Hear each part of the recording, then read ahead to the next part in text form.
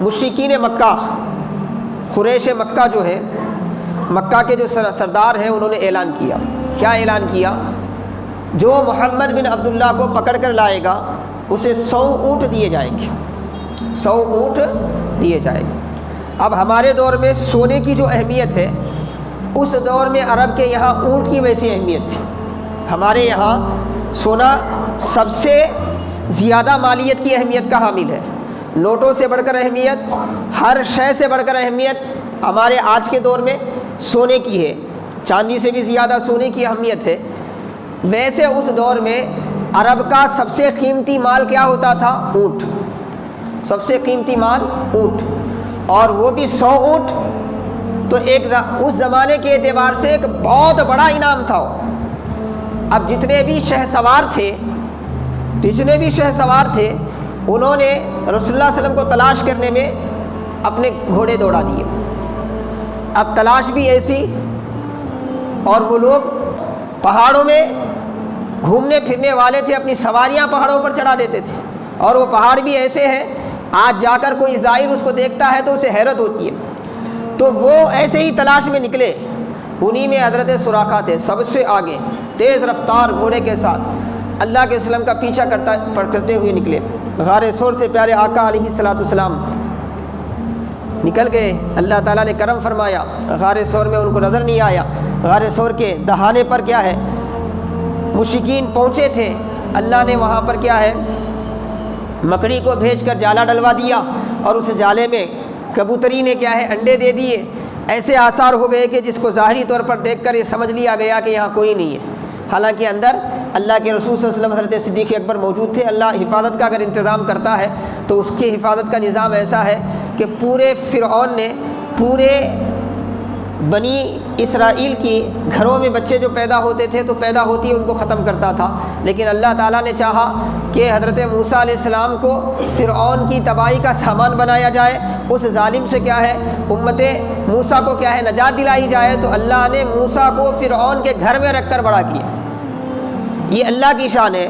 تو وہاں سے آپ غار ثور سے آگے نکلے تو تاریخ میں آتا ہے کہ رسول اللہ صلی اللہ علیہ وسلم جب روانہ ہو گئے تو حضرت سراقہ پہنچ گئے، کسی کو پتہ نہیں چلا. عام راستے سے ہٹ کے اللہ کے وسلم ہجرت کی رات عام راستے سے ہٹ کے مدینے کو جا رہے تھے.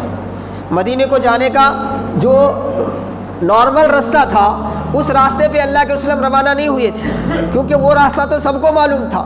اس راستے پہ چلتے تو بہت جلدی کیا ہے، ان سواروں کے زد میں آ جاتے تھے آقا علیہ الصلوۃ والسلام. اسی لیے بڑی مشکل سے کیا ہے، پہاڑوں کی گھاٹیوں سے بڑی مشکل سے اللہ کے وسلم ہے نا مکے سے مدینہ پہنچے، بڑی مشکل سے.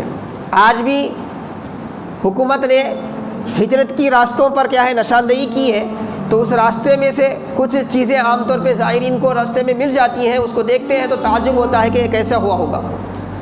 غار ثور اتنا اونچا ہے کہ آج کے دور میں ہم چڑھنے کے لیے سوچتے ہیں کہ چڑھ سکتے نہیں چڑھ سکتے. اور وہی غار ثور ہے جس میں حضرت صدیق اکبر نے پیارے آقا علیہ الصلوۃ والسلام کو اپنے کندھے پر بٹھا کر صرف اپنے تلوے پر وزن ڈالتے ہوئے آپ نے اس پہاڑ پر چڑھا تھا. اس لیے کہیں پیروں کے نشان زمین پر نہ پڑ جائیں ہمارے، جو دیکھ کر کیا ہے دشمن ہمارا پیچھا نہ کرے. اتنی سختیاں انہوں نے برداشت کی تھی. ہم سے دیکھنے نہیں ہوتا، چڑھنا تو دور کی بات ہے، ہم دور سے دیکھتے ہیں تو پسینے نکل جاتے ہیں. تو حاضرین محترم عزیزان گرامی، سراقہ جو ہے وہ پہنچے، قریب پہنچے. حضرت صدیق اکبر نے اللہ کے رسول سے فرمایا سراقہ ہے، سراقہ ہے، قریب آ رہے ہیں. تو اللہ کے رسول نے فرمایا لا تحزن ان اللہ معنا، اے ابو بکر غم نہ کرو، اللہ ہمارے ساتھ ہے. اور اس کے بعد سراقہ کی طرف پلٹ کر کہا کہ سراقہ واپس چلے جاؤ. وہ نہیں مانے. اللہ تبارک و تعالیٰ نے سراقہ کے گھوڑے کو زمین کو حکم دیا کہ اس کے گھوڑے کو اپنے اندر سمیٹ لے. تو سراقہ کے گھوڑے کے قدم جو ہیں وہ زمین میں دھنس گئے. اس نے دیکھ کر کہا کہ اے محمد یہ آپ ہی کا معاملہ ہے، مجھے چھوڑ دیجئے، میں واپس چلا جاؤں گا، میرا گھوڑا باہر آ جائے.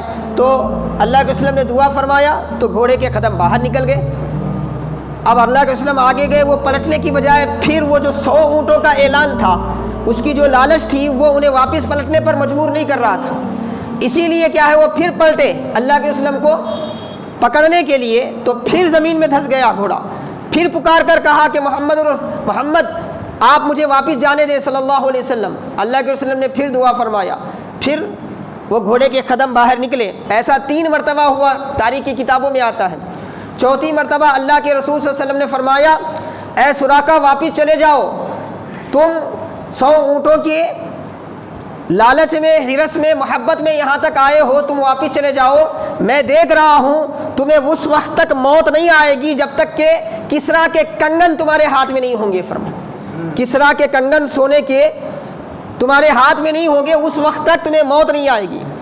اب ساری چیزیں تو دیکھ چکے تھے، اور ان معجزات کے ظہور کے بعد سراقہ کی حالت دیگرگوں ہو چکی تھی، اب ان کی ہمت نہیں ہوئی پیچھے جانے کی۔ وہ واپس گئے اور جاتے جاتے اس راستے جو بھی ملتا اس کو بتاتے جاتے کہ میں پورا راستہ دیکھ کر آیا ہوں، کوئی نہیں ہے، واپس چلو واپس چلو۔ سب کو کیا ہے اس راستے سے آنے والے کو واپس لیتے چلے گئے۔ یہ اس وقت کا معاملہ تھا جب ابھی وہ ایمان نہیں لائے تھے، ابھی وہ ایمان نہیں لائے تھے۔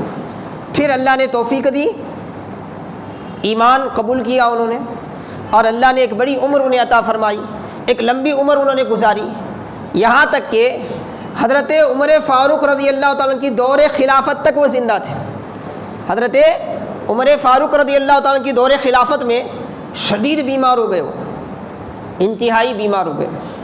لوگ ہے نا ان کی عیادت کے لیے آئے، اب حالت ایسی تھی، اندازہ ایسا ہو رہا تھا کہ بھئی یہ ان کے آخری لمحات ہیں، تو آخری لمحات میں ان کو پیار سے نصیحت کرنے لگے کہ بھئی آپ توبہ کیجئے، کلمہ طیبہ پڑھیے، ایسا کریے ویسا کریے۔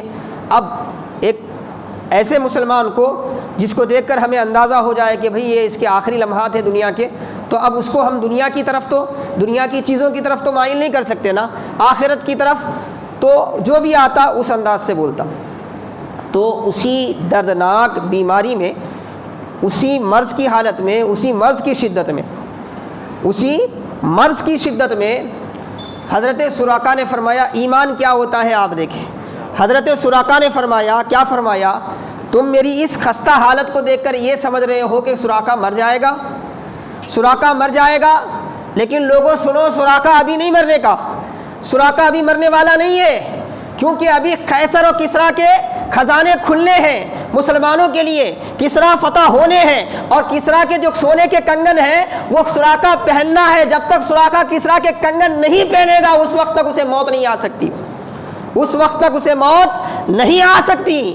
اور ہوا بھی ایسے، اللہ نے کچھ دنوں میں آپ کو شدت کی بیماری سے شفا عطا فرمائی، اور اسی دوران ادھر مسلمانوں کا لشکر ایران پہنچا اور کسریٰ کی حکومت کو ہمیشہ ہمیشہ کے لیے ختم کیا، اور خزانے جو تھے کسریٰ کے خزانے دارالخلافہ مدینۃ المنورہ میں خلیفہ وقت حضرت امیر المؤمنین عمر بن خطاب رضی اللہ تعالیٰ عنہ کی بارگاہ میں پیش کیے گئے۔ جب خزانہ آیا تو حضرت عمر نے جا کر کیا ہے خزانے میں کنگن تلاش کرنا شروع کیے، سونے کے کنگن، اپنے ساتھیوں کو بھی کہتے کہ بھئی اس میں سونے کے کنگن تلاش کرو، کسریٰ کے سونے کے کنگن کہاں ہیں؟ ڈھونڈ کر لائے گئے کہ کسریٰ کے 2 کنگن ہیں۔ حضرت عمر بن خطاب اپنے ہاتھ میں لے کر فرمایا سراقہ کہاں ہے، اسے بلاؤ۔ سراقہ کو لایا گیا، آپ نے اپنے ہاتھوں سے ان کے ہاتھ میں سونے کے کنگن پہنائے، پہنا کر فرمایا صدقت یا رسول اللہ، یا رسول اللہ آپ نے جو فرمایا تھا وہ سچ فرمایا تھا، آج سراقہ کے ہاتھوں میں کسریٰ کے بادشاہ کے جو سونے کے کنگن ہیں وہ ہیں۔